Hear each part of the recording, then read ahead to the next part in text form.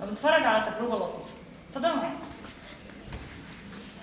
I came to Egypt 2 years ago, specifically Alexandria, and even more specifically, this space that Gudrun runs, to volunteer to work here, to make it habitable. It was an international organization that brought 25 of us here from all over the world to work in this, to volunteer to work in this space for 3 weeks. I formed a bond with Gudrun at that point, and I told them that I would be back.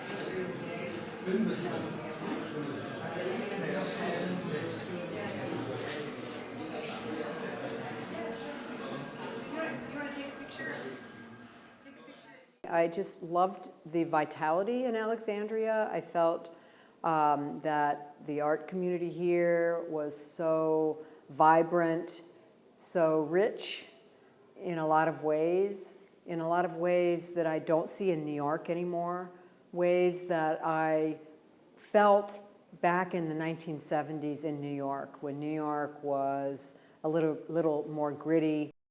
I was part of a group of 30 artists who worked together called collaborative projects. And some members of the group did similar things. They appropriated empty spaces and had art shows in these vacant buildings. So I had a real affinity with what Gudrun is doing. What'd you do this weekend? I feel like things are going on here in ways that are so much more interesting than what's going on in New York. For me, I mean, not for everybody, but just for me. Things seem very canned in New York, very packaged, very competitive. And so I like the freshness that I see here. So I'm so glad to be back in this capacity and to share my work.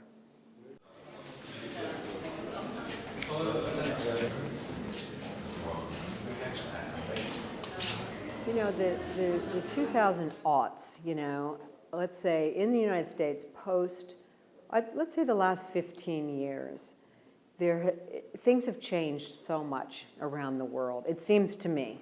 Certainly in our country, things have changed a lot. And I know in Egypt, things have changed a lot.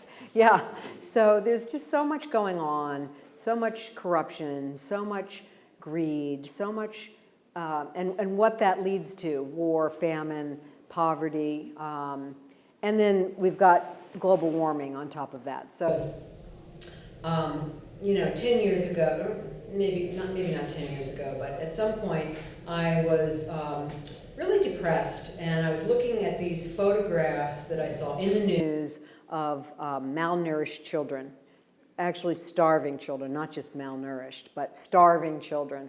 So I took my video camera and just started videotaping close to the page of the magazine, and was sobbing. And I just started I just felt like I was doing some kind of personal purging, you know, a ritual to somehow make it all better. I knew that was impossible, and it still is impossible for me to make it all better, but that's what I did. And when I looked at the videotape, I saw images that really, that struck me as being beautiful. Despite the horror of what I was videotaping, I saw these beautiful images that I grabbed from the video.